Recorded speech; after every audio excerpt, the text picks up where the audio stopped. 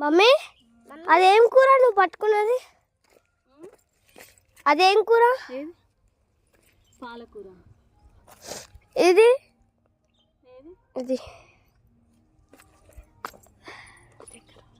వంకాయ చెట్టు.